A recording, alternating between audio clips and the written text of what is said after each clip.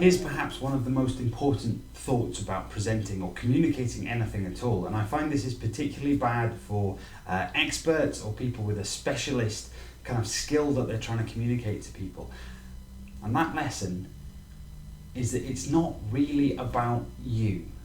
Okay? And experts, we get excited. We love talking about our thing, but actually it's not about us. And a communication isn't really about the person or the organization doing the communicating, putting stuff out there. Because if your audience isn't listening, if they're not engaged, if they're not willing to participate and pay attention, then you're not doing anything with your communication, whether it's a presentation or some advertising or some social media or whatever. Your audience has to pay attention and get some value from it and be willing to engage, which means when you're putting together a piece of communication or a presentation or a video or something, think about your audience. Put them first. Really, the success of the communication is not that you stood on a stage and talked about your thing for an hour.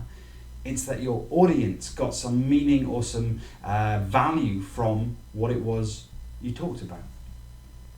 Which means you can't just stand up and talk about your thing. And I see this over and over again in both the business world and the academic world.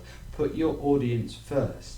Communicating can't just be about the person who's putting information out, because it's a two-way thing.